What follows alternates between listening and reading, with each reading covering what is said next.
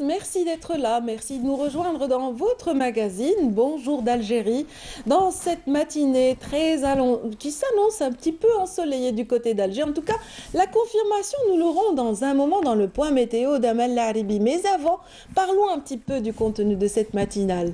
Nous sommes en plein printemps, l'une des parties les plus prisées de cette ville d'Alger, notre capitale, c'est bien sûr le jardin d'essai, cet écrin de verdure au cœur d'Alger, ce poumon tant apprécié par les plus jeunes et les plus âgés également. Donc il en sera question dans cette matinale, puisqu'il a été question cette semaine du classement de ce très beau site naturel. On aura justement l'occasion d'en parler avec Abdelkrim Boulahia, directeur du jardin d'essai d'El Hamma, mais également d'une spécialiste en la matière, c'est-à-dire une directeur du conservatoire méditerranéen. Elle est directrice, non pas directeur, puisqu'il s'agit d'une dame, Madame Manso Lanchon. Elle est directrice du conservatoire méditerranéen de Porquerolles en France. Donc, elle viendra un petit peu nous parler de la valeur de ce jardin dans un petit moment et le pourquoi de ce classement. Dans notre matinale, bien sûr, nous aurons l'occasion de retrouver dans un petit moment Mustapha Boufellah. Il anime chaque lundi la rubrique accessibilité qui est entièrement consacrée aux personnes en situation de handicap. Et puis ce matin, nous aurons l'occasion de parler des bacheliers, de toutes ces personnes, ces élèves en cours de préparation justement de ces examens tant craints par les élèves. Mais en fait, on va un petit peu adoucir leurs craintes en parlant de perspectives. Et oui, ce matin, nous allons parler des perspectives de choix universitaires à travers justement une journée d'études qui sera prochainement organisée le 11 du mois en cours par le ministère de l'enseignement supérieur en faveur des futurs bacheliers à l'effet justement de les aider à connaître au mieux les formalités et puis aussi aiguiller leur choix en la matière. Et puis ce matin, nous aurons le plaisir de présenter un duo justement de créateurs informatiques. Ils ont justement tout récemment lancé leur produit, une start-up qui vient enrichir le paysage du transport urbain à Alger. Et bien plus encore, nous allons voir dans un moment la présentation avec nos invités, en l'occurrence Amine Afouati et Amine Riyad, donc un duo d'Amine qui vont nous parler de Koursa, leur toute dernière trouvaille en matière de transport urbain. Voilà un petit peu l'essentiel de la matinale de ce matin, mais oui, j'ai failli oublier quand même une personnalité, bien sûr, une personnalité dont il faut s'enorgueillir. Elle fait partie de ces premiers cadres de l'indépendance, ces premières dames qui ont justement bénéficié d'un enseignement très précieux, celui dispensés à l'époque par les médersa, mais aussi ce qu'on appelle les lycées franco-musulmans. Ils ont justement été rares à intégrer ces lycées. Ils ont été rares aussi à être prêts justement pour l'étape de la construction du pays. Nous aurons le plaisir justement de vous présenter ce matin le professeur Benhabiles. Elle sera parmi nous et ce sera un gros plan sur son parcours ce matin. Et ce n'est pas n'importe quel parcours, vous le verrez. Voilà un petit peu l'essentiel de ce qui composera la matinale aujourd'hui. Bien sûr, on ouvre le bal toujours avec le point météo. Amel Laribi est prête et j'espère que vous aussi.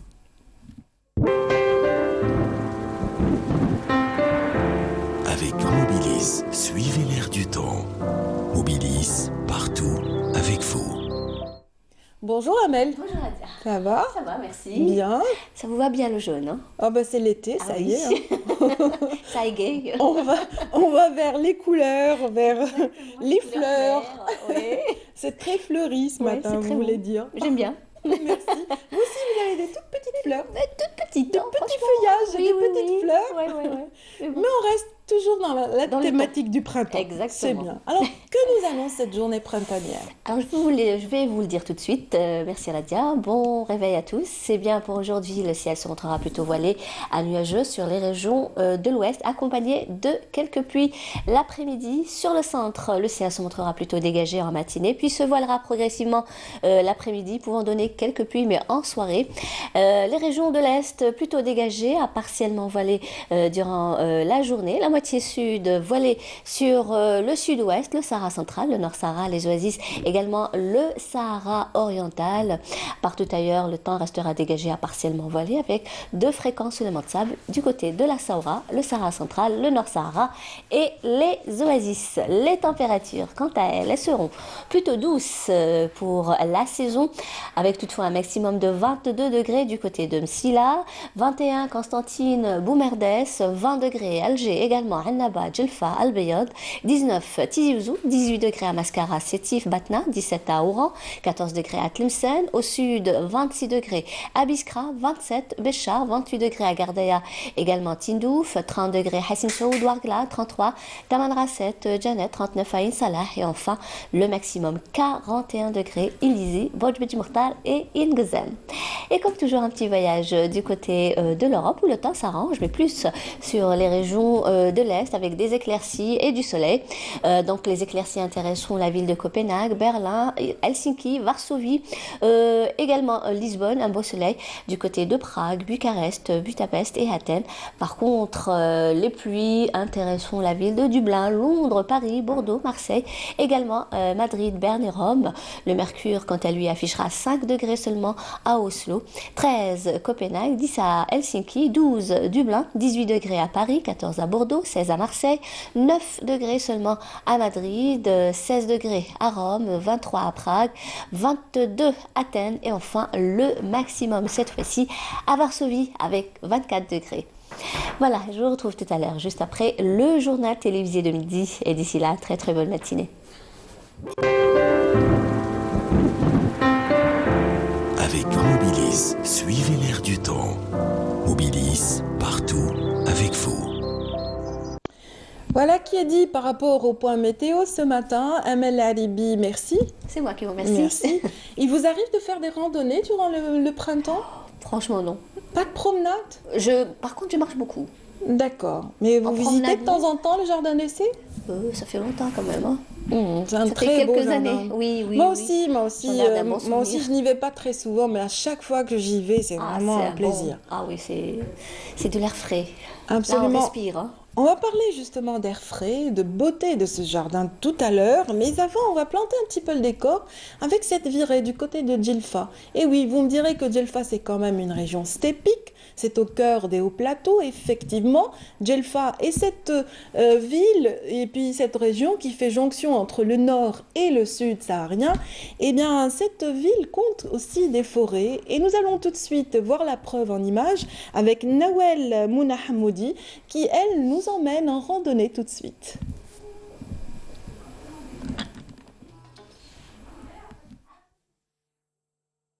Ces Djelfaouis ont choisi de fêter le printemps en pleine nature, à la forêt Gdria à Sharif. Située à 50 km de la wilaya de Djelfa, une ruée de randonneurs, particulièrement des familles, viennent se détendre et prendre un bol d'air en cette saison du renouveau de la nature où le temps s'adoucit et donne une dynamique vivifiante aux grands, mais surtout aux petits. Cet endroit est magnifique. Nous venons ici dès que le printemps est là. Ici, nous déjeunons et passons de bons moments. Vous voyez bien comme le climat est agréable. Nous pouvons venir ici pendant la journée et même le soir. Cet endroit est idéal pour faire un bon barbecue, mais aussi pour apprécier des spécialités de la région comme le ruinar, fils ou encore la seda. Ce groupe de scouts organise aujourd'hui une sortie dans cette forêt en vue d'ancrer chez les jeunes scouts l'amour de la nature et l'adaptation à la vie en plein air. Cette excursion est très intéressante. J'aimerais remercier les organisateurs. Le scout est très attaché à la nature et à la vie en plein air. Cette sortie a pour objectif d'inculper aux enfants le sens de la responsabilité et la manière de protéger cet espace vert. Je remercie nos encadreurs pour cette initiative. Cela nous permet de changer d'air et comme vous savez, on nous enseigne que le scout doit aimer la nature car il y voit le pouvoir du Créateur. La forêt de Qtiya, un espace idéal pour profiter pleinement de ce patrimoine naturel en cette saison. Victor Hugo avait bien raison de décrire le printemps par tout est lumière, tout est joie. Et oui, coucou à la régie, je voulais savoir si on passait quand même la chanson, vous me le direz dans un petit moment. Tout de suite, donc, rubrique accessibilité avec Mustapha Boufeller. Bonjour Mustapha. Bonjour Radia. Bonjour, ça va? Ça va très bien. Un bon réveil? Oui, je suis tombé du lit.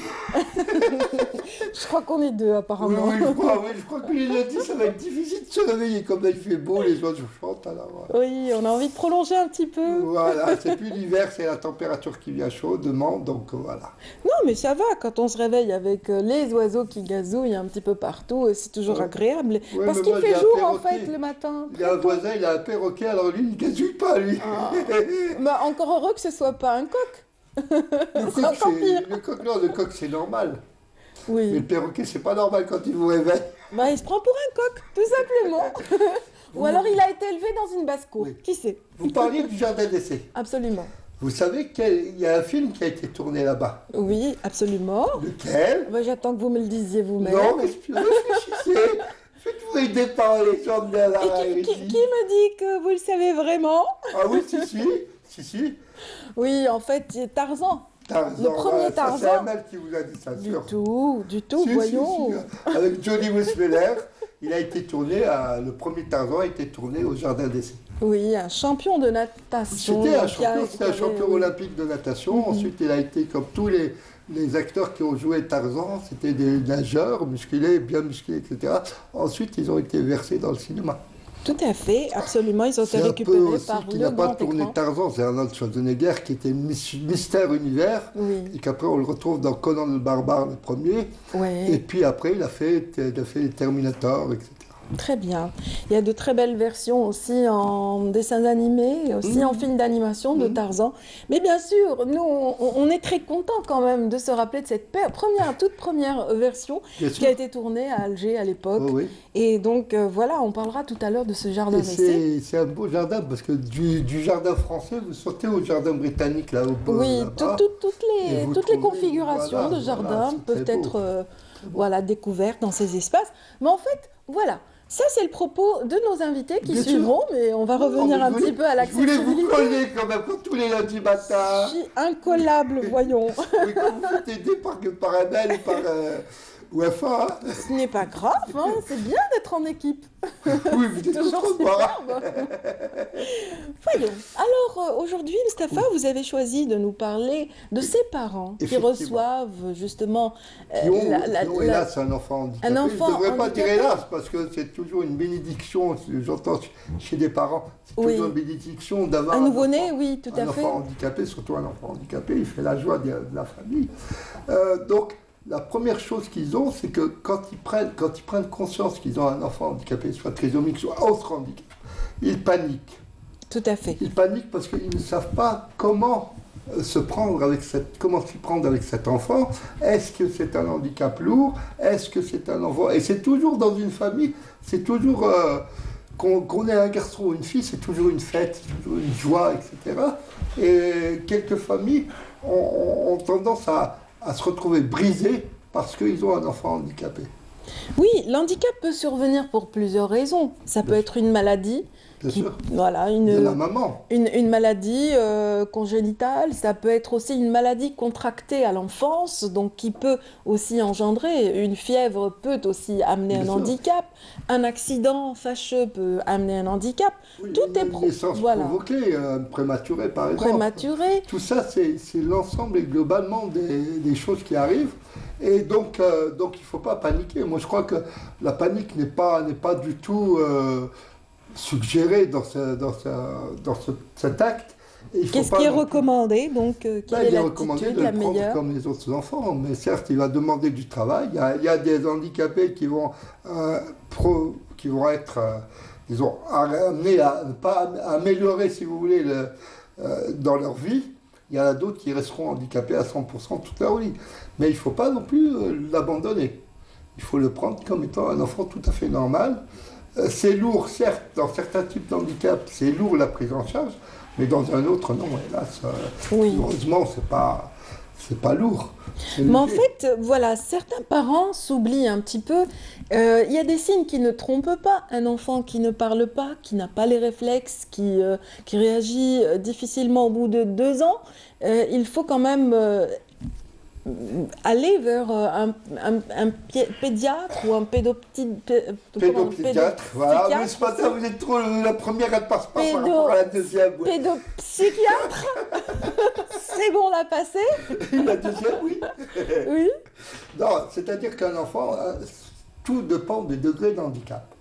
Mais un enfant qui ne parle pas comme tous les enfants, déjà, c'est un signe Un enfant qui ne parle pas à la première dès qu'il naît ou dès qu'il arrive à 1 an, 2 ans, il peut se débloquer tout à fait après. Tout à fait, donc il faut l'accompagner. Il faut les orthophonistes, il faut certains pédopsychiatres, il faut des médecins rééducateurs, il faut des psychologues, il faut des kinésithérapeutes, des ergothérapeutes, des kinésithérapeutes. Tout dépend du degré de l'handicap. Bien, pour un enfant autiste, puisque nous sommes dans le mois des autistes, donc pour un enfant autiste, c'est différent. Il faut le prendre dès son jeune âge. Il ne faut pas le laisser à 1 an, 2 ans, 3 ans, etc. Dès qu'il atteint l'âge de marcher et de parler, on essaye de l'attirer. D'abord par les couleurs, bien entendu, ensuite par des lettres et par des jeux, des puzzles. Mais déjà, il faut décoder les signes précocement parce que tout relève de cette prise en charge précoce. D'abord un dépistage, un diagnostic qui confirme justement l'atteinte par l'autisme. Et puis après, donc voilà, aller vite, il faut vraiment réagir vite. Quand il s'agit d'autisme, il faut vraiment réagir vite parce que... ou autre. Voilà, avant l'âge de 5 ans de préférence, parce que, voilà, avant que ce ne soit une infirmité. Vous savez, c'est un peu dur, disons, quelquefois, dans les couples, je ne veux pas généraliser, bien sûr, à tous les couples, quelquefois, les couples se rejettent la balle. Oui. Et se rejettent l'handicapé, l'enfant. Oui. Il y a des couples où les parents se divorcent, il faut le dire. Soit le père accepte l'handicap, il garde l'enfant, soit la mère prend l'enfant. Mais on se rejette toujours la balle à c'est toi, c'est pas moi, etc., etc. Mais dans la plupart des cas, ce sont les femmes qui prennent en charge les enfants malades. Ce sont des femmes, bien entendu, mais c'est pas toujours... Il y a des exceptions, vous voulez dire. Il y a des exceptions, voilà. Et donc, on perçoit l'handicap dans un couple, un jeune couple ou bien sûr un jeune couple, donc on perçoit l'handicap comme étant une tare. Oui. Et surtout les belles familles quand ils s'en mêlent. Donc il y a déjà, si vous avez des belles familles qui sont très, comment dire, très pris en charge, très paternalistes, etc., là l'handicap passera, l'enfant passera. Oui. Mais si vous avez encore les belles familles qui se mêlent encore avec le couple en disant oui, c'est lui, c'est de sa faute, parce que dans sa famille, il y a eu peut-être quelqu'un qui était handicapé, ou dans la famille de la jeune femme, il y a quelqu'un qui est handicapé. Le problème ici en Algérie, c'est que le mariage, quelquefois, c'est des mariages consanguins, cousins, cousines. Très souvent, ça arrive. Et ça, c'est mauvais. Même si on ne fait pas le test médical à l'époque, qui est très recommandé avant le mariage, oui, c'est le test prénuptial qui est recommandé. Eh bien, dans ces cas-là, il y a toujours un problème. Et on n'admet pas d'avoir un handicapé quelquefois dans la maison, un enfant handicapé. Tout dépend encore de l'handicap, je le précise. Si c'est un handicap lourd, si c'est un autisme ou un trisomique, etc., ça va créer des casses entre la famille. Mais si c'est un handicap qui survient après, disons une poliomyélite, ou alors une maladie qui devient handicapante, là, c'est accepté. Mais il faudrait que, disons, dans la conscience des gens, ils veulent avoir l'enfant tout sain. Et comme disait Sénèque, le philosophe grec, il disait il faut parce que la Grèce, là, dans l'histoire grecque, tout est remis au corps. Et c'est eux l'inventeur des Jeux olympiques, antiques et des canons grecs. Et des canons grecs, voilà, c'est tout ce qui relève du corps. Voilà. Il y avait des canons. Donc Sénic disait il faut séparer les membres sains des membres corrompus. Ça veut dire qu'il faut essayer de couper les membres corrompus. Et c'est ça maintenant. C'est-à-dire que dans la vie que nous menons aujourd'hui, c'est un peu la tragédie grecque. Dès qu'on a un handicapé, c'est une tragédie grecque. Allez hop, on casse, c'est la guerre, c'est tout ce que vous voulez. Mais on atteint le corps.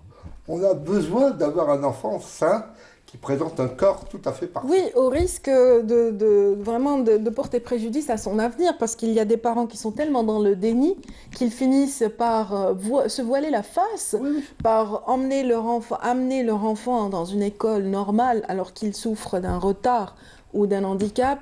C'est terrible de ne pas lui offrir la chance justement d'accéder à une prise en charge spécifique. Donc, ce qui peut lui épargner certains tracas, ce qui peut aussi l'amener à devenir un peu plus autonome ou bien redresser un petit peu la barre. Bien sûr. Je ne sais pas si vous vous rappelez, avant 81, postérieur à 81, on ne voyait aucun handicapé dans la rue à Alger, ni même dans un café.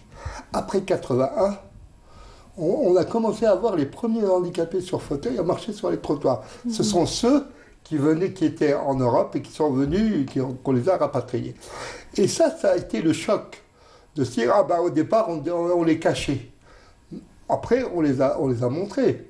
Mais il y a toujours des réticences, il y a toujours des familles qui font des réticences, qui font, disons, on ferme l'enfant dans une salle quand on a une invité, quand on a des invités, on lui met la télé, on lui donne à manger, on l'enferme dans la salle, en disant, bien sûr, on n'a pas d'enfants handicapés chez nous, surtout quand c'est des filles. C'est très mauvais. C'est des jeunes filles. C'est très mauvais. Il y a eu jusqu'à, si vous voulez, qu'on a trouvé des enfants handicapés mentaux attachés à une chaîne dans les chambres. Ça, c'est vu. Maintenant, on les voit pas, bien entendu, parce que ça a évolué. Mais disons qu'avant, on allait jusqu'à cacher l'enfant handicapé. Pour eux, il n'y avait pas de naissance d'enfant handicapé. Tout à fait.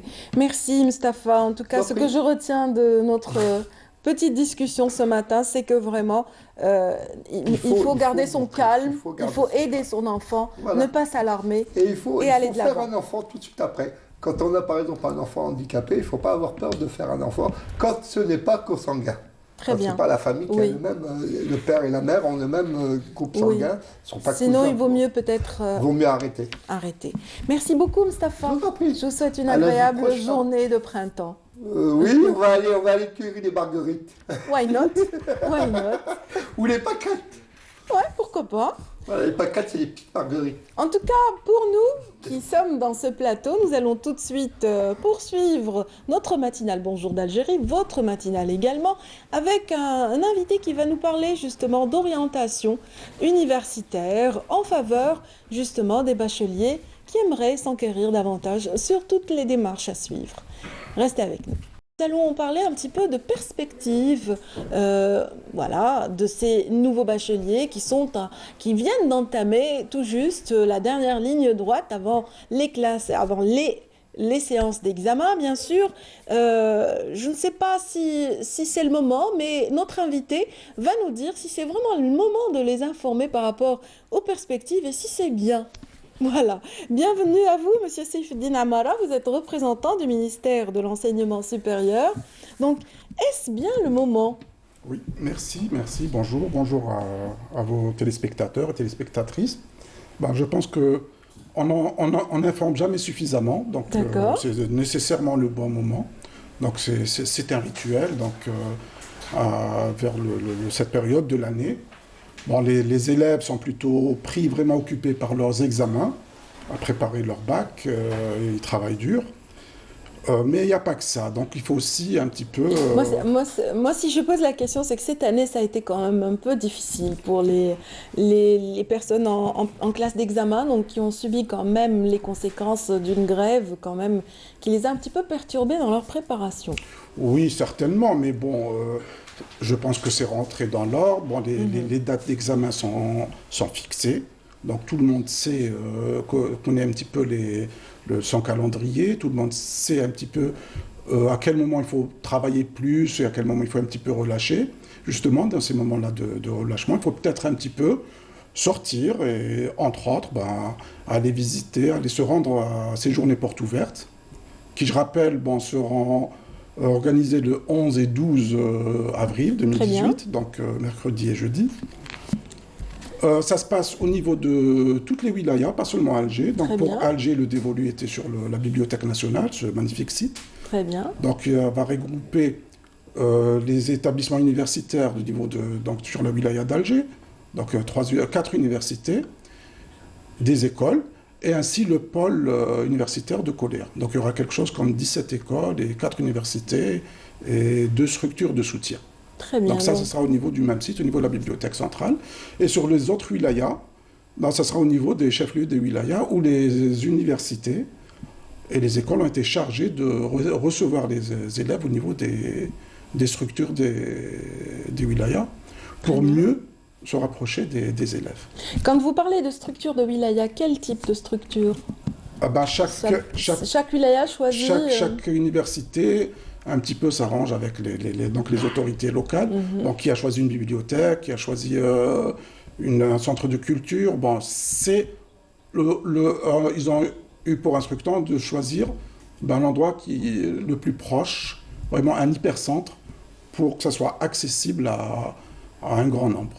Nombre d'élèves et de leurs parents aussi. Très bien. Comment avez-vous procédé pour informer justement l'ensemble des élèves qui sont dans les établissements secondaires? Voilà. Comment avez-vous procédé pour les intéresser, pour les pousser à aller vers ces portes ouvertes? On a utilisé les moyens classiques, tels que la télévision, là où on est aujourd'hui, mais aussi les moyens sociaux, donc les moyens un petit peu qu'utilisent les jeunes. D'accord. Donc tout ce qui est Facebook, etc. Information sur la toile. Oui. Et aussi, il faut dire qu'il y a eu la précieuse collaboration du ministère de l'Éducation nationale qui a aussi aidé à diffuser l'information. Très bien. Donc de ce côté-là, on sait que l'information a atteint le public visé. Très bien, donc l'ensemble des lycéens savent aujourd'hui que le 11 et le 12 leur sont consacrés pour justement les aiguiller. Donc qu'est-ce qu'apporte cette journée porte ouverte à ces élèves? Ils vont avoir accès aux différentes filières, mais est-ce seulement ça? Ou est-ce qu'ils auront l'information utile par rapport aux démarches d'inscription? C'est un tout, tout. D'abord, ils vont un petit peu se renseigner sur les offres de formation qui sont là. Donc, qu'est-ce qu'on offre comme formation? Et souvent, les expériences passées ont montré qu'il y a des surprises. Les élèves arrivent, ils découvrent des offres qu'ils n'imaginaient même pas. Parfois, quand on leur présente des offres qu'ils connaissaient, parfois ils désenchantent. Donc, c'est un espace où beaucoup de choses peuvent se passer concernant le choix des élèves, ainsi que de leurs parents aussi. Oui. Donc, sur ces sites, ils auront un petit peu la panoplie de presque toutes les offres qui sont disponibles au niveau des établissements universitaires. Je dis presque parce que, il y a des offres qui sont d'ordre national, et d'autres qui ne le sont pas, c'est plutôt local. D'accord. Donc, il est utile vraiment de se rapprocher de la structure d'accueil de sa région pour avoir vraiment Vous savez, ces portes ouvertes vont se faire finalement en 2 temps. Il y a les portes ouvertes qui vont être organisées dans 2-3 jours. Et il y a aussi des portes ouvertes qui seront organisées après. Après le baccalauréat, la proclamation des résultats du baccalauréat. J'imagine.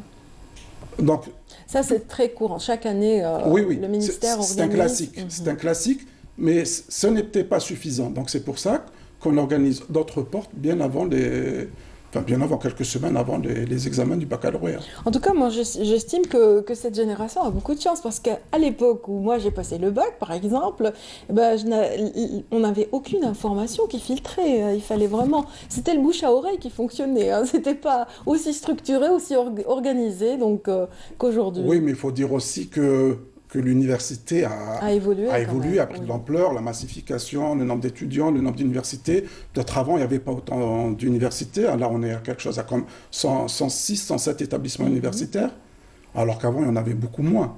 Oui. Au lendemain de l'indépendance, il y avait Oui. Il y avait Alger, Constantine, Oran, un point barre. Là, il y a Alger 1, Alger 2, voilà. Alger 3. Déjà, Alger 1, il y a de quoi faire. Alger 1, 2, 3, Blida 1, Blida 2. Donc, c'est vraiment...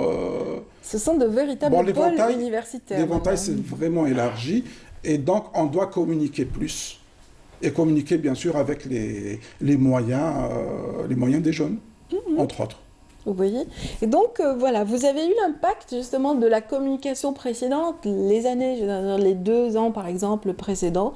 Ça a été bien assimilé, bien suivi. Il faut peut-être dire que ce sont des expériences qui viennent l'une après l'autre. Donc, chaque année profite de l'année N-1 pour un petit peu améliorer les résultats et les performances de la campagne de communication. Donc, c'est sûr qu'il y a eu des campagnes. Bon, si cette année on a décidé de changer, si la tutelle a décidé de passer à une autre forme, c'est qu'elle a décelé quelques imperfections au niveau des années précédentes. Donc chaque année, on essaye un petit peu de corriger les erreurs des années d'avant. Oui, mais sinon, c'est-à-dire que si un des élèves a raté par hasard ces journées portes ouvertes, il y a certainement un site qui peut l'aiguiller par rapport à ses choix. Tout à fait, il y a le site du ministère, mesres.dz, où il peut trouver... On peut aller doucement, s'il vous plaît. Oui, donc sur ce site, ils peuvent trouver un petit peu des informations utiles, à mon sens, qui peuvent les aider à choisir. On peut rappeler le nom du site, s'il vous plaît. Alors, www.mesres.dz. Mesres. MESRS. Très bien. .dz. Donc, ministère de l'enseignement supérieur et de la recherche scientifique. Parfait. Mesres.dz. Voilà qui a été dit. C'est bien. Donc, c'est une source précieuse, j'imagine. Mais lors de ces portes ouvertes, donc du 11 et du 12, à Alger, donc vous me disiez que c'était au niveau de la Bibliothèque nationale qu'elle allait être abritée. Beaucoup d'établissements vont être présents. Et est-ce qu'il y a une animation particulière qui va... Je ne sais pas comment vous avez convenu de faire. C'est une exposition uniquement ? Non, c'est pas que. Donc, il y aura des simulations d'inscription, par exemple? Non, simulation d'inscription, non. Simulation d'inscription, non. Pas à cette étape. C'est pas encore l'objet de ces journées. L'objet de les journées, c'est surtout informer sur les possibilités de formation. Donc, au niveau de la bibliothèque du Hama, le 11 et 12, au niveau donc, des wilayas pour les autres villes de l'Algérie. Donc, il y aura des stands. Et dans ces stands, il y aura des représentants donc, de l'établissement universitaire, 2 ou 3 personnes, qui un petit peu informeront, communiqueront avec les gens, etc. Mais il y aura aussi de la documentation, de la documentation aussi sous forme numérique. Donc ils pourront consulter un petit peu ce qui se fait au niveau des universités, des écoles, etc. Donc il y aura des personnes pour recevoir, pour parler. Parce qu'on a vraiment besoin de se parler. Oui. J'imagine que les parents aussi vont accompagner et ils vont essayer de... Ah, certainement, certainement. Ils sont souvent présents. Et quand on est lycéen, on est très attaché à ses parents en général, quoique cette génération est un peu autonome, je trouve. Mais parfois, il y a même les parents sont les plus inquiets. Voilà.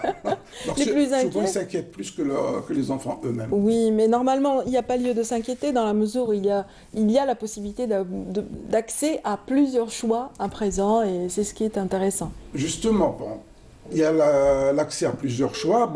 La multitude des choix, parfois, rend la chose difficile. C'est pour ça que j'invite donc, les futurs bacheliers à bien se documenter, à bien se renseigner pour faire leur choix. Et réfléchir et classer par ordre de priorité. Oui, donc. Surtout, il ne faut pas... il y aura 4 choix, donc 3 plus 1. Parce que je dis plus 1, parce que l'un des choix doit être nécessairement une licence.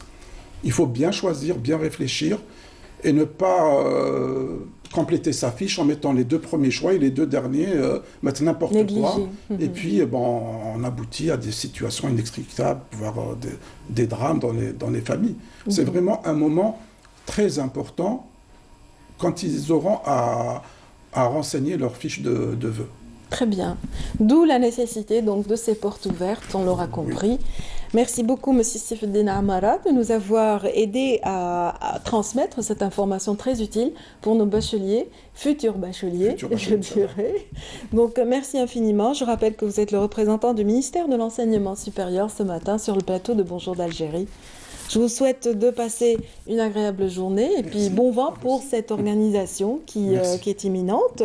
Quant à vous qui êtes avec nous ce matin, nous allons tout de suite mettre le cap sur une très belle région du côté de Skikda. Il s'agit de la région de Guerbès et de Sanhaja, un parc naturel vraiment fabuleux que nous avons eu l'occasion déjà de visiter à travers d'autres reportages diffusés sur Canal Algérie. Aujourd'hui, c'est le regard de Camélia Mellal que nous allons découvrir concernant cette région.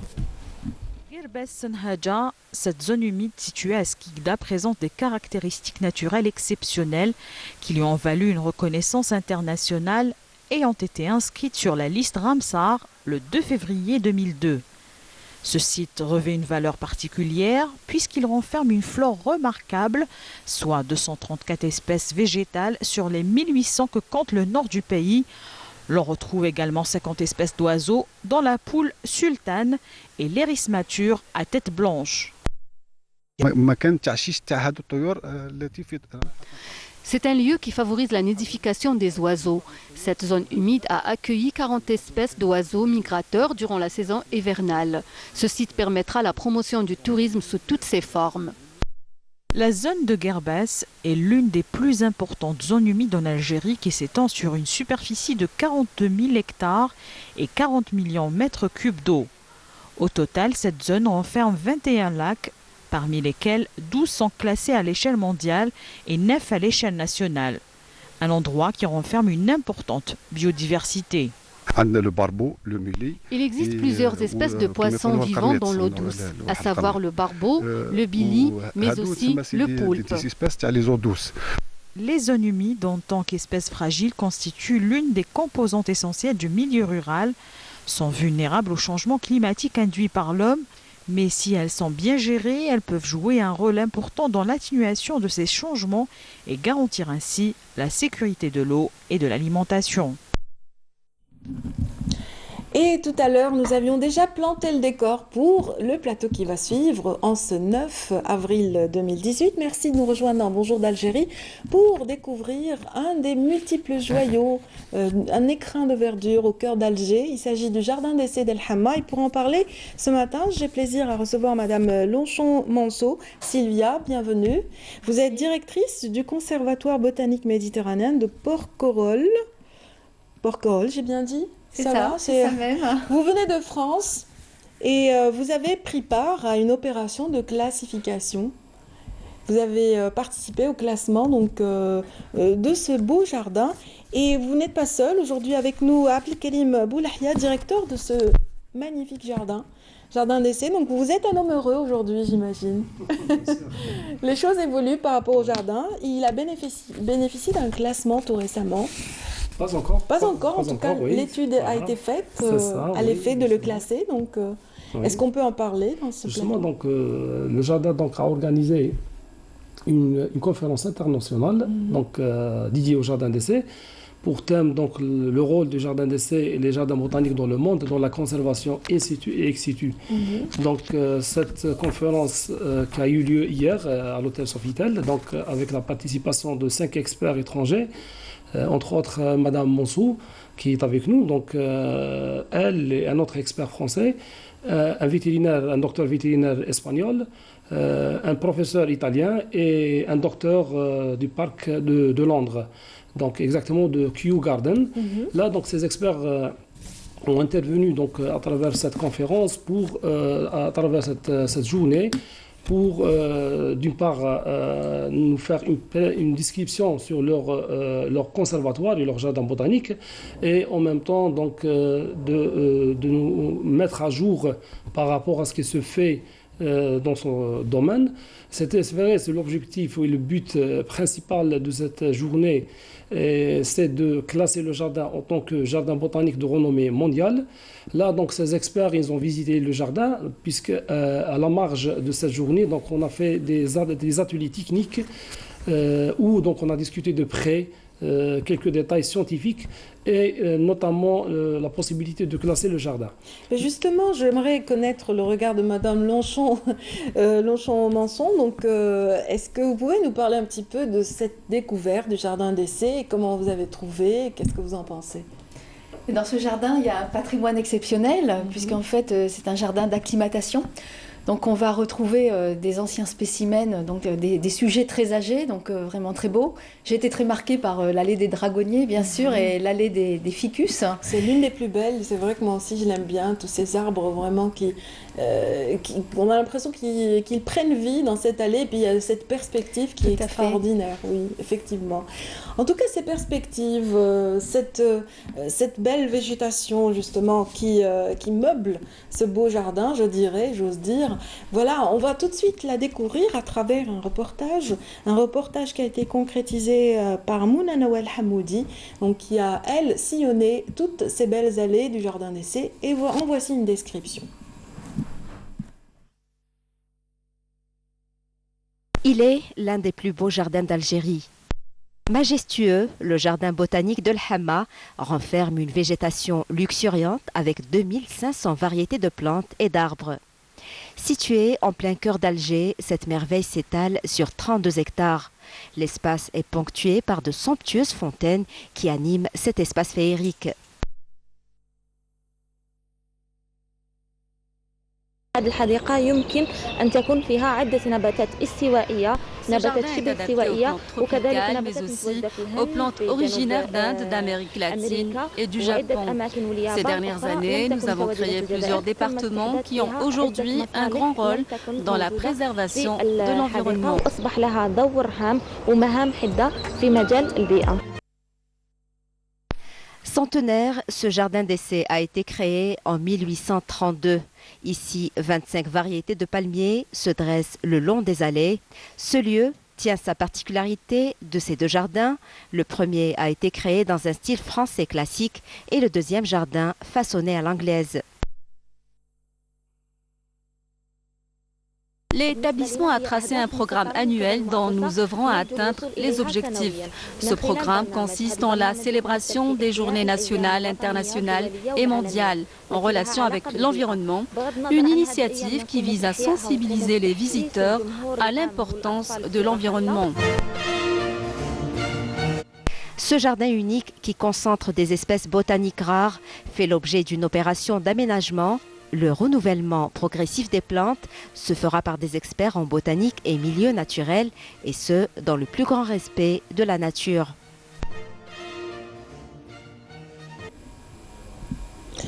Et nous continuerons de parler justement avec nos invités de ce jardin d'essai, le jardin d'Al-Hamma, qui d'abord a été justement entamé par des essais botaniques qui ont débouché sur la création de tout un parc. Et les parcs, bien sûr, Madame Lonchon-Bonson, Sylvia, en connaît un bout puisqu'elle est justement à la tête du Conservatoire botanique méditerranéen de Porcorel. J'ai tendance à Porquerolles, c'est une île. Je mets les mots là où il ne faut pas, c'est une île, Porquerolles. Moi, j'aimerais bien découvrir.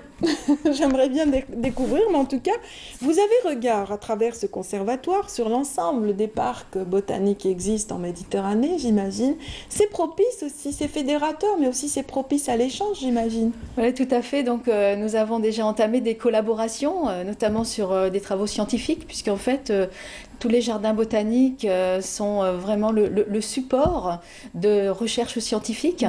Et donc, nous avons déjà travaillé en atelier pour pouvoir échanger sur les expériences, les savoir-faire de chacun et pouvoir ensuite poursuivre ces collaborations à travers de nouveaux travaux sur les banques de graines, comment conserver les plantes menacées, puisque c'est très important pour les générations futures.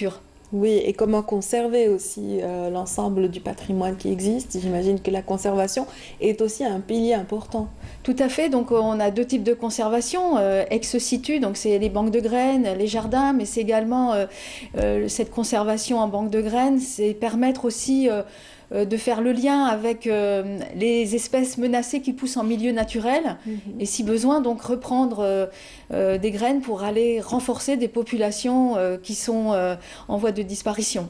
Oui, le jardin d'essai a bénéficié de toute une opération de réhabilitation il y a quelques années et c'est à l'effet justement de le revaloriser, mais aussi ça a permis de faire un petit peu l'inventaire sur ce qui existe, ce qui a été touché, ce qui a été menacé ou peut-être même ce qui a disparu.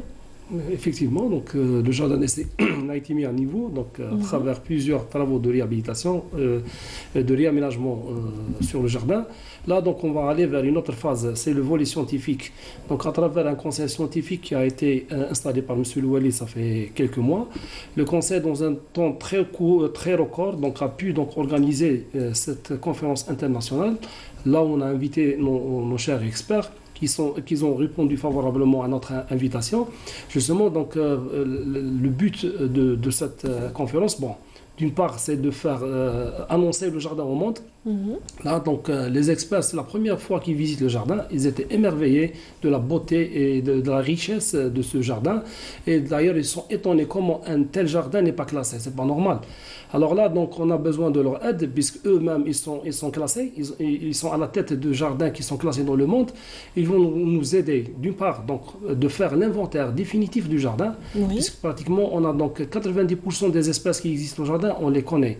Là, donc, il y a une partie, pratiquement 10% de végétaux qui existent au jardin qu'on n'arrive pas à l'identifier d'une manière visuelle, puisqu'il s'agit d'hybrides. Donc, c'est des espèces qui ont donc, à travers des croisements entre deux espèces différentes, ils ont donc mis naissance à de nouvelles espèces. Et là, donc, leur identification nécessite quelques opérations un peu avancées, notamment à travers des analyses d'ADN dans des laboratoires. Comme Mme Monsouda l'a si bien signalé, donc à travers des ateliers scientifiques qu'on a menés au niveau du jardin, en présence d'ingénieurs et de techniciens, donc on a pu discuter les détails pour faire ces analyses et avoir un inventaire définitif du jardin. Voilà. En plus d'établir des conventions de partenariat et d'échange avec l'ensemble des jardins et des experts représentés dans cette journée, ces conventions vont nous permettre donc d'échanger d'idées, de compétences et même de formation. D'ailleurs, on était tout de même invités par ces jardins à faire donc à envoyer nos cadres et nos ingénieurs et nos scientifiques pour faire des formations sur les lieux et d'améliorer nos compétences et de notre savoir-faire. Oui, le perfectionnement, ça aide toujours et ça ouvre justement des perspectives par rapport à ce jardin, par rapport à ces espèces qui sont méconnues. Donc, qu'est-ce que vous en pensez? Est-ce que ça se développe de cette façon dans les autres parcs ou est-ce que c'est peut-être le climat? Je ne sais pas, je me pose la question, qu'est-ce qui pousse ces nouvelles espèces à émerger comme ça? Est-ce que c'est normal? C'est une profane qui parle, là, ça se voit. Effectivement, nous avons des climats qui sont très propices, donc la végétation de type méditerranéenne et même tropicale, puisque dans le jardin, il y a également beaucoup d'espèces tropicales. Et donc, c'est propice à avoir une végétation très luxuriante. Et donc, ce que j'ai vu aussi du jardin, c'est qu'en fait, tout vient du jardin d'essai, puisque toutes les espèces qui y sont présentes, après, ont essaimé pour faire d'autres jardins. Donc, c'est important, puisqu'en fait, c'est le premier jardin qui a permis ensuite de pouvoir faire d'autres jardins à Alger et ailleurs en Algérie. Oui, c'est vrai que le jardin d'essai continue quand même d'alimenter d'autres lieux. Oui, effectivement, le jardin, c'est le repère, donc c'est la plaque tournante de l'ensemble des jardins botaniques de l'Algérie. D'ailleurs, même à l'époque coloniale, c'était ça le but. C'est de faire... Donc, l'appellation de jardin d'essai, c'était par rapport à ça. Donc, à l'époque, les scientifiques faisaient donc des essais d'introduction pour voir donc, le comportement de chaque plante par rapport au climat, au sol du jardin. Et là, une fois les résultats sont positifs, donc il faut une introduction des espèces à travers toute l'Algérie. Dans l'époque entre 1832 à 1868, les essais, c'était à travers... Donc c'était pour des espèces maraîchères, les vignobles, etc. Donc c'était dans une vocation agricole. Voilà. L'ensemble des vignobles qui existent en Algérie ont passé par le jardin d'essai. À l'époque, les scientifiques, ils ont fait des essais au jardin d'essai, Lorsque c'était positif, ils ont fait donc l'introduction de ces variétés. À partir de 1868, le jardin est devenu un jardin d'acclimatation à vocation botanique. Là, donc, les scientifiques, ils ont passé donc, sur une autre phase, c'est d'introduire des plantes botaniques spontanées ou tropicales ou subtropicales et beaucoup plus de plantes exotiques. Il y a les plantes et il y a aussi les espèces animales qui aussi accompagnent tout cet ensemble. On leur accorde aussi de l'importance. Oui. Hein, qu'est-ce que vous en pensez, Madame Blanche? En fait, moi, je suis plus botaniste, mais je voudrais dire que toutes les espèces endémiques que vous avez effectivement sur le territoire, c'est important de pouvoir les conserver pour les générations futures, puisque en fait, on a une responsabilité vis-à-vis de ces espèces qu'on va trouver uniquement sur votre territoire. Oui, absolument. Et donc, c'est important de faire des programmes pour les sauvegarder et faire de la restauration, réintroduction si besoin. J'imagine qu'il y a déjà réflexion autour des espèces endémiques. C'est vrai que c'est courant dans les parcs, les différents parcs le font, c'est-à-dire que ce soit au niveau du sud ou au niveau du nord, il y a toujours eu une réflexion par rapport à cela. Et quelle est la participation du jardin d'essai par rapport à ces espèces endémiques algériennes? Justement, juste par rapport au volet animal, justement, un de nos invités, donc c'est un docteur vétérinaire, donc c'est Miguel, donc il est du zoo de Xeras de l'Espagne, justement, donc il a participé à cette conférence, et justement avec lui, donc on a quand même tenu des ateliers très très fructifiants, et là donc on a même abouti à une convention d'échange. Donc la convention elle est prête, elle est signée même par le directeur du parc zoologique de Xeras. Elle va être signée par moi-même durant cette matinée. Et là, donc, on a déjà une convention signée entre les deux parties. C'est une convention d'échange d'informations, de compétences et aussi d'espèces. Là, le zoo de Xeras nous propose des animaux, justement, qui ont été donc, élevés au niveau de leur zoo et qui vont être transmis au jardin d'essai, donc à titre gracieux, bien sûr. Par rapport aux plantes autochtones, justement, c'est le but principal. Donc là, donc, le jardin est très riche en termes de plantes exotiques. Et là, donc, après 62, le but des scientifiques à l'époque, c'était donc d'introduire des plantes autochtones algériennes et de les protéger, notamment les plantes qui sont dans la liste rouge et qui sont menacées de distinction. Là, donc, quand même, on a un carré très important. Les scientifiques l'ont visité, donc c'est le carré des plantes algériennes, endémiques notamment algériennes. Donc on a des espèces très intéressantes que la loi algérienne les protège, et même le programme des Nations Unies aussi les protège et les mis dans une liste appelée liste rouge pour les protéger de la distinction. Justement, le rôle principal des jardins botaniques, c'est ça, c'est de conserver ce type de plantes.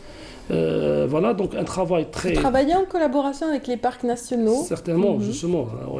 À cette occasion, donc, on remercie la Direction Générale des Forêts, la DGF.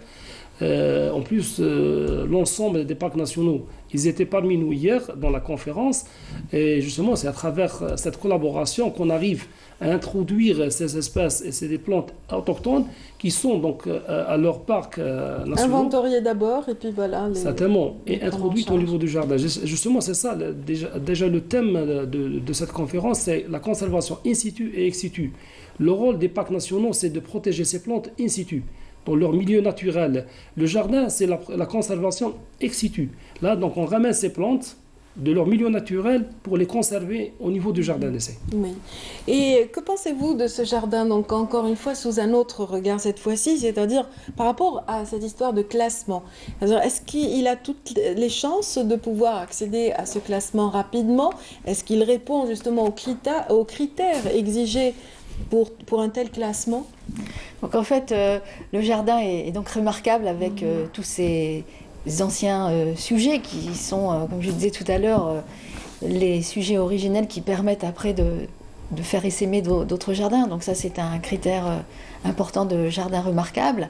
Et également toutes les recherches scientifiques qui y sont adossées, puisqu'il y a un regard aussi tourné donc, vers ces plantes endémiques. Et quand j'ai été émerveillée de voir l'olivier de la Périnie, donc, qui pousse dans le Hogar, qui était dans le jardin, et qui a certainement une valeur agronomique qu'il va falloir prendre en compte pour vis-à-vis du changement climatique. Oui, par rapport au changement, parce que parce qu'il est adapté. Donc, il s'est adapté au nord, et c'est formidable. C'est vraiment, ça dénote un petit peu de l'effort de ceux qui ont essayé, qui ont tenté le coup.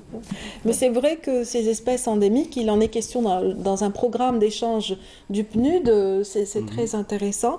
Mais c'est vrai que le programme du PNUD aussi prévoit la formation des cadres, le développement justement des connaissances de ces cadres qui s'occupent de ce travail scientifique. Vous pensez qu'il y aura, à travers cette conférence qui a été organisée, des perspectives dans ce sens également ?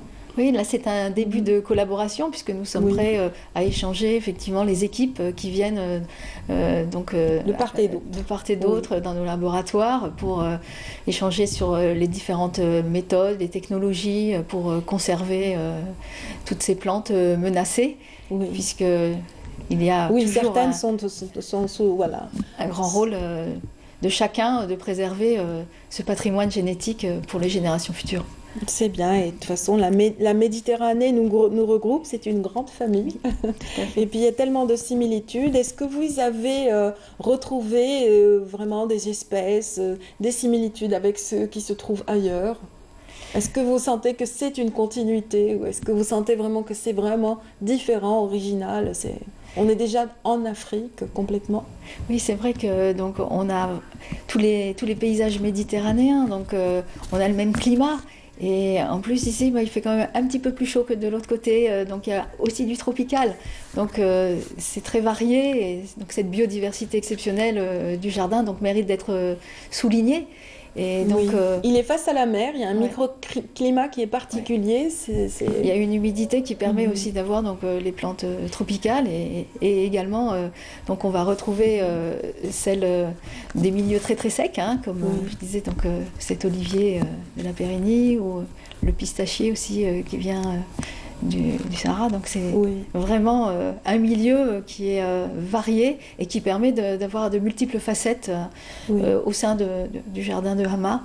Donc, toutes ces facettes sont certes mises en valeur à travers le jardin d'essai, mais est-ce que le jardin d'essai travaille aussi en étroite collaboration avec les scientifiques de l'INA, l'Institut national d'agronomie, qui lui aussi étudie de très près toutes ces espèces endémiques et toutes les espèces qui existent au sein du jardin et ailleurs? Bien sûr, d'ailleurs, le conseil scientifique du jardin d'essai, donc les membres constituant ce conseil, il y a donc un représentant de l'INA. Bon, l'INSA actuellement, c'est l'École supérieure de l'agronomie, donc un représentant donc, de l'INPV, Institut national de protection des végétaux, l'INRA, Institut national des recherches agronomiques, il y a Bebzouar, l'université de Bebzouar, il y a l'école vétérinaire de Harrach, donc il y a un représentant du ministère de l'Environnement, ministère de l'Agriculture. Il y a 3 chercheurs en plus. Donc, tous c'est des chercheurs, c'est des enseignants à l'université. Donc, et là, ils sont pluridisciplinaires, ce qui permet donc un bon fonctionnement du conseil scientifique qui dirige le volet scientifique du jardin d'essai. Là, juste une petite précision par rapport au classement du jardin, justement, parce que justement, donc, on a aujourd'hui même le dernier atelier, donc c'est avec le docteur Pierce Timothy. Bon, c'est il représente, c'est un expert qui représente donc le Kew Garden, le jardin de Kew. Le Kew Garden, c'est pratiquement le jardin le plus célèbre, jardin botanique et le plus célèbre dans le monde. Là, donc, on a une séance de travail, un atelier plutôt, aujourd'hui même, qui regroupe donc cet expert avec l'ensemble des membres du conseil scientifique, justement pour discuter le détail du classement des jardins, puisqu'il est agréé. C'est un expert agréé par le réseau international chargé des classements des jardins botaniques. Là, donc, lui, il y a aussi donc, le professeur Paqueta, il représente donc, le jardin de Cagriali de l'Italie. Lui aussi, donc, malheureusement, il nous a quittés hier, donc il a quitté l'Algérie parce que pour d'autres obligations. Mais là, donc, on a aussi développé le volet de recherche et d'échange d'informations. Les deux sont tout à fait d'accord donc, pour nous aider par rapport au classement du jardin d'essai. Très bien. Notamment par rapport à l'inventaire des espèces existantes au niveau du jardin. Donc ça va, la feuille de route est lancée, les premiers pas sont déjà entamés, donc de belles perspectives en attente et j'espère que ce classement viendra justement couronner l'ensemble de ces efforts et de ces échanges également à travers cette conférence que vous avez organisée au niveau du jardin d'Al-Hamma. Donc ça se poursuit jusqu'à aujourd'hui, c'est le dernier jour. C'est le dernier jour. C'est le dernier jour pour cette conférence donc consacrée au classement quelque part du jardin d'essai d'Al-Hamma, mais plus encore à l'échange, je dirais. Oui. C'est bien cela. Donc merci Madame Lonchon-Monson, Sylvia, donc directrice du Conservatoire botanique méditerranéen de... Je vous laisse le dire. Directrice du Conservatoire botanique national méditerranéen de Porquerolles. Très bien, je préfère. Merci infiniment en tout cas de nous avoir accompagnés ce matin pour parler de cette belle expérience d'échange entre justement les botaniques et les experts en botanique. Merci à vous également, donc Monsieur Abdelkarim Boulahia, directeur du Jardin d'essai, de nous avoir permis de parler du jardin de si belle manière. Je vous souhaite à tous les deux donc de passer une excellente journée avec l'ensemble des partenaires qui sont déjà sur place, j'imagine, au niveau du jardin d'essai. Et l'on se quitte en chanson. Vous qui êtes avec nous ce matin dans Bonjour d'Algérie, donc on poursuit notre petit bonhomme de chemin. Dans un petit moment, nous parlerons d'une application donc qui est destinée à vous faciliter la vie, donc qui vient enrichir le paysage donc du transport urbain en Algérie. Mais avant, voilà, chanson Radia Manel.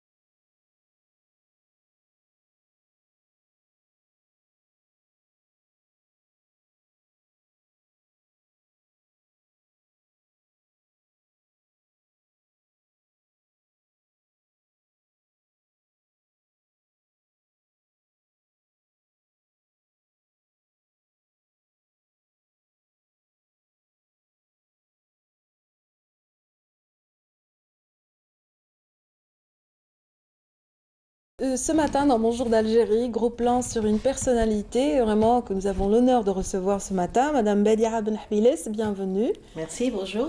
Bonjour, vous êtes professeur en épidémiologie et médecine préventive à l'Institut, ou plutôt à la faculté de médecine, je dirais CHU Mustapha aussi, oui. CHU de Mustapha, donc vous exercez toujours. Et vous avez eu le mérite, parmi justement une poignée de femmes qui ont accédé à l'époque à l'instruction et à la construction par la suite du pays. Donc en 62, vous avez pris les rênes tout de suite, vous avez poursuivi vos études et vous avez vraiment percé dans le domaine que vous avez choisi, mais bien préparé à la base avec cet enseignement insufflé tout d'abord par la médersa algérienne. Tout à fait, oui. J'ai fait ce qu'on appelait anciennement la médersa et qui est devenu par la suite lycée franco-musulman. Oui. Donc, en fait, moi, je suis issue du lycée franco-musulman. Alors, si vous voulez, en quelques mots, le lycée franco-musulman, c'est un lycée qui a le même statut que les autres lycées de l'époque, sauf que nous, les franco-musulmans, nous avions un volume horaire destiné à l'arabe qui était très conséquent. Oui. Si mes souvenirs sont bons, nous avions 9 heures d'arabe par semaine. Et donc nous, l'arabe n'était pas étudié comme langue, c'était un véhicule pour étudier la littérature, la grammaire. Nous étions déjà préparés à notre entrée en 6e. Oui. Et d'ailleurs, j'ai passé un examen d'arabe pour accéder à la 6e. Oui. Et donc, toute mon enfance, parallèlement à l'école française, j'allais à l'école arabe qu'on appelait aussi la médersa. Et donc, si vous voulez, le lycée franco-musulman, c'est la fusion avec la médersa. Voilà. La médersa, c'est... vous connaissez déjà, on dit médersa. C'est toujours bien de le rappeler. Il y a des générations qui ne connaissent pas, qui nous suivent ce matin. Donc il est toujours utile de rappeler un petit peu ce qui était dispensé dans la médersa de l'époque, qui fonctionnait aussi comme un vrai lycée, un véritable lycée. Il y a des confusions. Hein. La médersa, ça peut aller de l'école coranique. J'y ai été moi-même tout enfant, où on n'étudie que le Coran. Ça pouvait être aussi des médersas où on étudiait déjà la grammaire. Oui. Mais en vérité, vous savez, la médersa, ce sont des établissements scolaires. Leur création remonte au XIe siècle. Le 6e de l'Hégire, 5e de l'Hégire. Et c'était des médersas qui étaient de vraies universités à l'époque. On étudiait toutes les sciences, évidemment la religion. Les préceptes de l'islam, bien sûr, étaient enseignés en priorité, mais aussi toutes les sciences. Toutes les sciences, y compris ce qu'on appelait la science des nombres, l'anatomie, plusieurs disciplines. Les mathématiques, l'astronomie, la médecine traditionnelle. Les premières médersas ont été créées en Orient. Et puis, par la suite, c'est arrivé chez nous, au Maghreb. Vous en avez une qui est fameuse, c'est celle de Fès, au Maroc. Il y en a une aussi à Meknès. Et vous avez les 3 qui sont à Samarcande, dans l'Ouzbékistan, qui sont très célèbres aussi. Donc, c'était vraiment des universités où non seulement on étudiait, mais, si vous voulez, les enseignants... apprenaient à enseigner aux élèves, mais eux-mêmes se déplaçaient dans d'autres médersas pour étudier. Ce qu'on fait aujourd'hui, ce qu'on appelle la mobilité aujourd'hui des étudiants. Mais c'était les enseignants eux-mêmes, ainsi que les élèves, évidemment. Ils se déplaçaient de médersa en médersa, selon la réputation d'une discipline ou de la médersa elle-même. Et donc, la médersa avait été un petit peu délaissée lors des 4 siècles de présence ottomane. Absolument. Et pendant l'occupation française, bien sûr, les ulama, bien sûr, le Jamaïat al-Ulama al-Muslimin, c'est-à-dire les ulama musulmans algériens, avaient relancé, avaient donné un petit peu toute leur consistance aux médersa à l'époque. Eh bien non. Oui. Non. Excusez-moi. Paradoxalement, c'est les Français qui ont Non, il y avait l'ancrage, mais la France a autorisé la création de 3 médersas. Attendez, Voilà. je vous explique. Donc, la France est arrivée et elle a trouvé une population avec une religion qui n'était pas la leur, avec des traditions qui n'étaient pas les leurs, et il fallait qu'ils s'adaptent à cet environnement. Et surtout, il ne fallait pas que la population se révolte pour des raisons, par exemple, de justice. Et donc, il a fallu que les Français créent ces médersas pour, en fait, produire des personnes qui allaient être des cadis, les adel, les aoun, etc., pour rendre justice selon le droit musulman qui n'avait rien à voir avec le droit français. On avait notre charia et c'était celle-là qui devait s'appliquer aux Algériens de l'époque, aux autochtones. Et donc, ils ont été poussés à créer 3 médersas à l'origine. Médéa, celle du centre, Tlemcen. à l'est Constantine et à l'ouest Tlemcen. Tlemcen, tout à fait. Et voilà. Et donc, au départ, c'était des médersas où les élèves entraient à n'importe quel âge, il suffisait qu'ils aient un petit bagage. Voilà. Et puis petit à petit, les choses ont commencé à se structurer, la fourchette d'âge a commencé à se serrer. Donc, au départ, à la création des Français, on étudiait le droit musulman, la religion, la littérature. Et petit à petit, avec les nouvelles structurations, d'autres disciplines sont venues s'ajouter jusqu'au moment où la médersa est devenue, comme les lycées, on étudiait les mathématiques, les sciences, l'histoire, géographie, etc. C'est-à-dire que les médersas tels que vous l'écrivez ont existé entre 1850 et 1960. Et vous avez vécu justement cette période de jonction ou charnière entre les deux. Un peu plus tard. Un peu plus tard. En 58, vous avez intégré le lycée. Musulman a fusionné avec la médersa un peu avant ma génération. La médersa d'Alger a été créée local actuel, Taalibia, qui se trouve à la rue Bachnem à côté de Sidi Abdelrahman.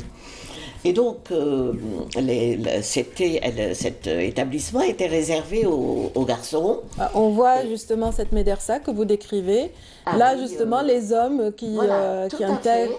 Là, ce sont les anciens médersiens qui se sont regroupés dans ce lieu, justement, que vous avez connu étant jeune. Oui. Alors attendez, j'ai pas eu la chance d'étudier à la médersa d'Alger malheureusement. Au départ, elle était réservée aux garçons. Et début des années 50, les garçons ont déménagé au lycée Ahmad Rachid, le lycée franco-musulman, qui s'appelle aujourd'hui Ahmad Rachid. Et une promotion de filles a intégré la médersa. Les premières promotions de jeunes filles franco-musulmanes.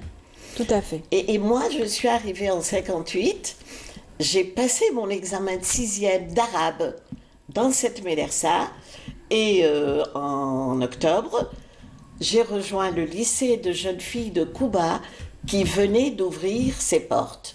Et le lycée de jeunes filles de Kouba, en fait, il y avait 2 parties. Il y avait nous, les franco-musulmanes, et il y avait ce qu'on appelait les métropolitaines, l'équivalent des autres lycées. Et donc, nous avions exactement le même programme d'études, absolument le même, les mêmes enseignants de français, de mathématiques. La seule différence entre nous, c'était l'arabe. Donc nous, on étudiait l'arabe, grammaire, littérature arabe, traduction, traduction qui représentait aussi une bonne partie de nos études.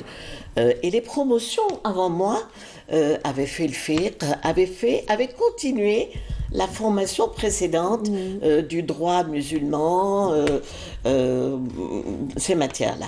Oui, nombre d'entre elles sont devenues des enseignantes d'arabe, justement, parmi les premières enseignantes en langue arabe. Elles ont sillonné un petit peu le pays pour offrir cette connaissance. Tout à fait, comme les anciens médersiens sont aussi devenus nos maîtres. Hein. Oui. Moi, j'ai eu comme maître monsieur Sid Ali Mbarak, monsieur Lazib, et il y avait une femme dans le lot, c'était mademoiselle Abdesmed, qui est Lalami, qui est devenue ensuite Madame Abdesmed. C'était mon professeur d'arabe aussi. Donc c'était les anciens médersiens qui nous enseignaient l'arabe. Mais ça n'a pas dû être facile pour vous de jongler entre les deux, c'est-à-dire de combiner. Non, bien ça au contraire. Vous étiez bien armé pour ça, mais vous j'imagine pas de vacances. Hein. Non, j'étais bien. Mais pas de vacances, donc vous... Ah oui, alors par contre... Vous compreniez le sens de tout ceci, c'est-à-dire que conserver son identité, c'était important pour vos parents. Je comprenais déjà tout enfant. Hein. Mais bon, c'était comme ça. Hein. Je sortais de l'école française à 4h30. À 5h, je rejoignais l'école arabe. Le jeudi après-midi, le samedi, le dimanche, mes vacances d'hiver, de printemps, d'été, c'était l'école arabe. Oui. Mais c'était un peu nos vacances aussi. C'était des vacances quelquefois, parce qu'il y avait du plaisir, et vos parents avaient plaisir à vous voir étudier l'arabe, parce que c'était important de conserver cette identité algérienne et les bases de cette identité, donc entre autres la langue maternelle. Oui, toutes les filles qui ont fait franco-musulman avaient la possibilité d'aller dans les autres établissements, mais leurs parents ont tenu à ce qu'elles fassent, à ce que nous fassions, filles et garçons, hein, ce lycée franco-musulman. Et nos parents étaient certainement très nationalistes, hein, pour désirer nous faire des études comme ça dans des lycées franco-musulmans. Je vais vous raconter une petite anecdote. J'étais au CM2, au cours moyen deuxième année, et on passait la 6e. J'ai eu la chance de passer en 6e sans avoir à passer l'examen de français. Mais je devais passer l'examen d'arabe. Et la directrice m'avait convoquée pour me dire, vous savez que vous risquez de perdre l'avantage du passage en français. Si vous échouez en arabe, vous allez refaire votre CM2. J'ai dit, ben oui, madame, c'est comme ça. Oui, j'imagine. Voilà. Oui. Nos parents. Mais vous avez réussi, bien sûr. Alhamdoulilah. Alhamdoulilah, aujourd'hui vous êtes professeur en médecine. Tout à fait. Ce qui n'est pas rien, donc c'est dire un petit peu que c'est tout un parcours que vous avez eu tout au long de votre vie. J'ai eu la chance d'avoir, oui. C'était une chance pour moi. Mais vous n'avez jamais oublié justement ces bases.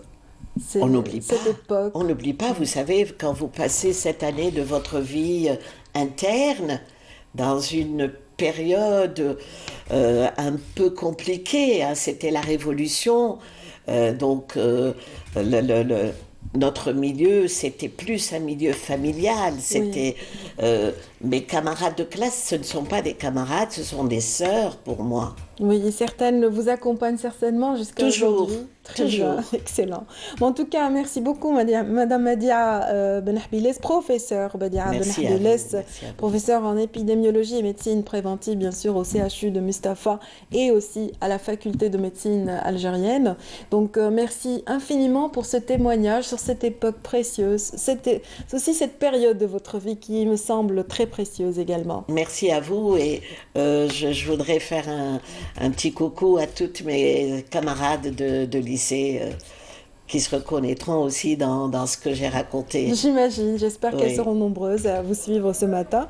Et voilà, je vous souhaite vraiment bon vent pour la suite. Vous avez encore du pain sur la planche avec les étudiants en médecine actuellement. Donc, bon courage pour tout ça. Merci beaucoup, bon courage à vous aussi. Hein. À très bientôt. Vous qui êtes avec nous, donc dernière ligne droite dans cette édition de Bonjour d'Algérie. Tout d'abord avec un reportage signé Naïma Chekchek qui nous fait découvrir le festival de la cavalerie à Metlili, donc voyons un petit peu à quoi ça ressemble. Tête haute, pas de velours, même si le corps est imposant. L'allure est forcément altière avec les méharis, de quoi susciter les youyous masculins de nos sahariens. Cette belle démonstration de cavalerie se fait aussi avec l'autre monture de choix, le cheval. Pur sang arabe ou barbe, ce trésor du terroir sied très bien aussi à la fête traditionnelle qu'affectionnent tant les Chaambi. Cette manifestation réunit aussi des poètes et des jeux folkloriques de tout genre. Nous venons de Rolizen et cette fête est attrayante. C'est le club de cavalerie de la ville de Metlili Chamba qui organise chaque année cette festivité. Une festivité à laquelle participent plusieurs groupes et associations activant dans ce domaine de la cavalerie et du baroud, le tir traditionnel sur sa monture.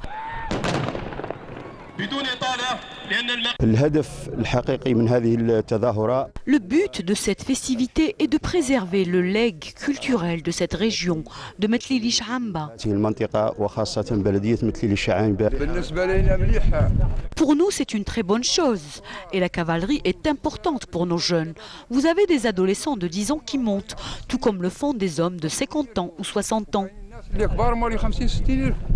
Un public nombreux parmi les gens de la ville et ses hôtes a pris son plaisir devant la variété de chevaux et de méharis en fête.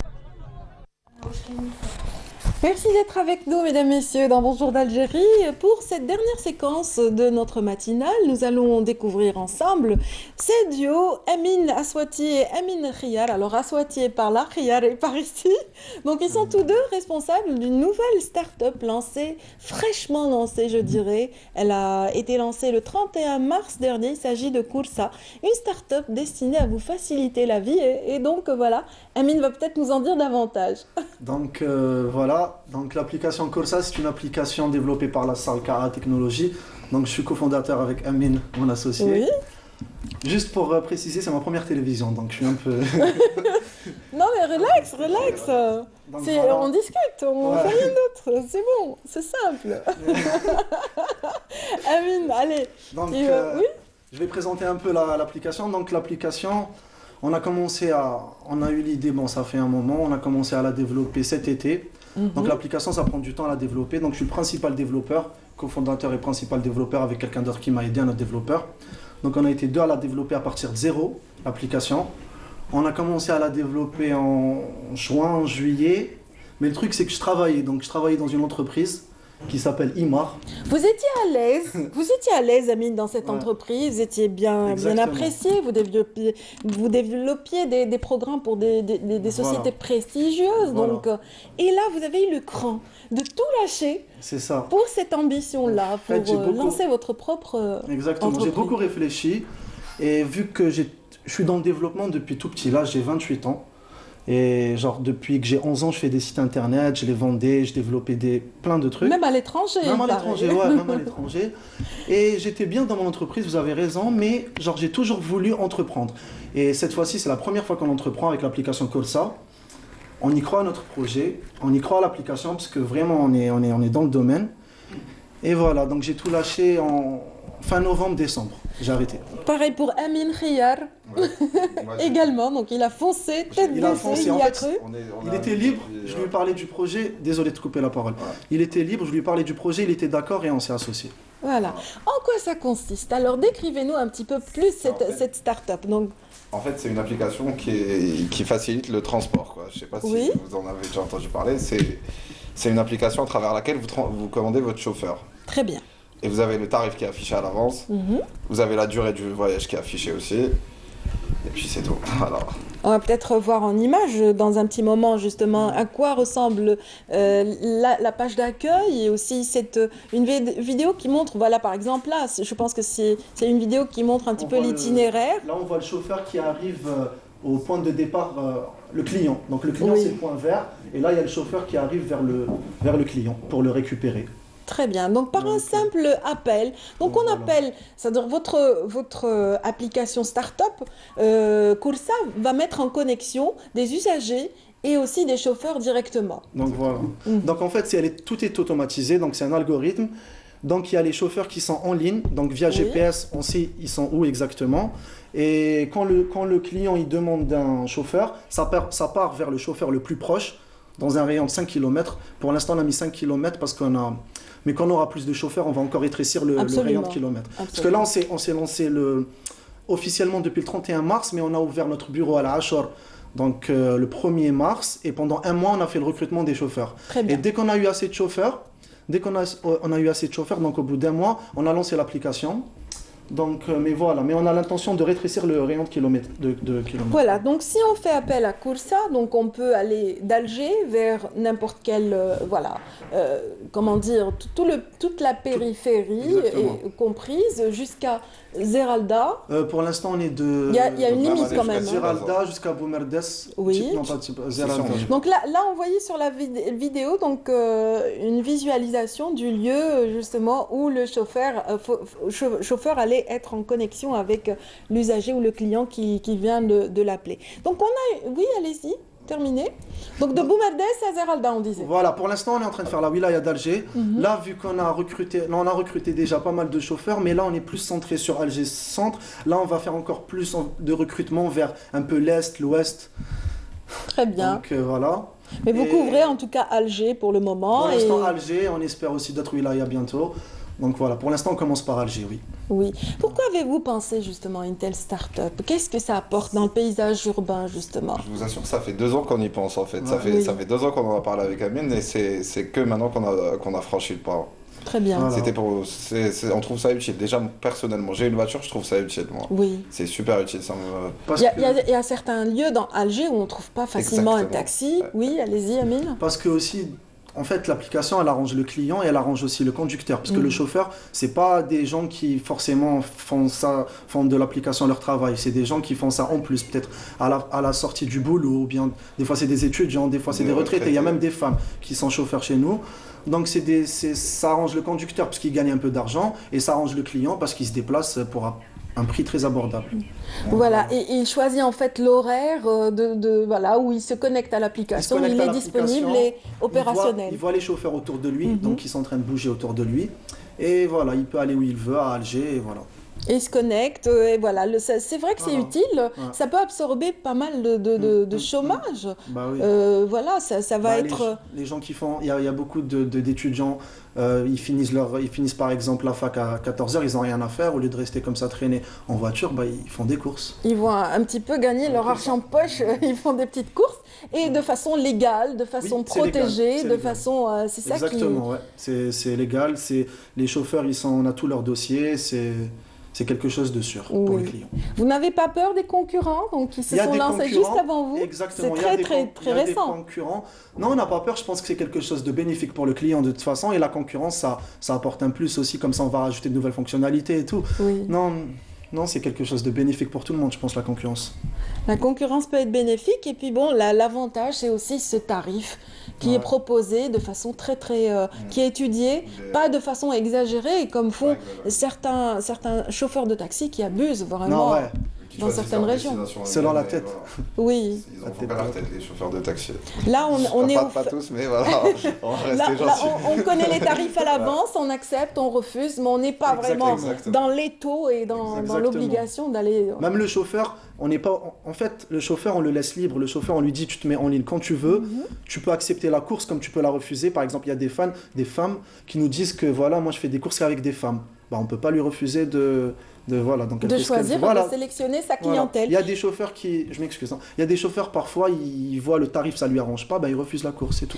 En tout cas, c'est sécurisant pour les femmes qui ne sont pas obligées de se mettre dehors et d'attendre de façon interminable les taxis. Là, elles sont chez elles appellent un taxi, c'est plus sécurisant pour les femmes. Le taxi vient jusqu'à chez elles. Voilà. Et voilà, c'est aussi une économie sur le temps. Oui. On peut finir une conversation et appeler son taxi tranquille et on sait à quel moment il va venir. On a le temps de conclure. Voilà. Autant pour nous ce matin. Voilà, je vous laisse un petit peu un dernier mot par rapport à chacun. Voilà. Le dernier mot. J'invite tout le monde à télécharger l'application Coursa, à l'essayer. Disponible sur Play Store et App Store. Celui qui a un iPhone, il faut qu'il tape Coursa Algérie. Et sur Play Store, tapez juste Coursa, vous allez la trouver. Téléchargez-la, essayez-la et laissez-nous votre avis sur Facebook. On a une page Facebook Coursa. Donc voilà. Voilà, n'oubliez pas de mettre une étoile pour les chauffeurs. Il faut les noter parce que ça permet de préserver la qualité. Bien sûr, on invite aussi les chauffeurs, les personnes qui ont du temps libre, les étudiants, les dames aussi qui nous regardent et les chauffeurs à nous contacter pour devenir partenaires. Donc il faut télécharger l'application Coursa Chauffeur. aussi disponible sur iPhone et Android, et on vous contacte. Très bien. En revanche, pour les chauffeurs, il faut se présenter quand même au bureau parce qu'il y a des conditions, bien sûr, au préalable. Il faut, voilà, le rapport au client exige quand même une certaine fiabilité, une certaine crédibilité garantie justement par l'entreprise et les partenaires. Bravo à vous. Donc vous êtes à présent 4 et j'espère que l'équipe va s'agrandir. Bon vent pour Koursa et bonne chance à vous deux. Merci beaucoup. Merci à vous qui nous suivez ce matin. Donc, je vous souhaite de passer une excellente journée où que vous soyez. Donc, profitez des programmes de Canal Algérie si vous êtes là. Donc, merci encore.